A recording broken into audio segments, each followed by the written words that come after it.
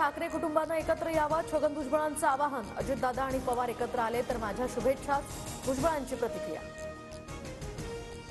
एकाच महिलेनं 2 योजनांचा लाभ घेऊ नये. लाडकी बहीण किंवा शेतकरी सन्मान योजना यापैकी एकाच योजनेचा लाभ घ्यावा. माणिकराव कोकाटेंचं आवाहन.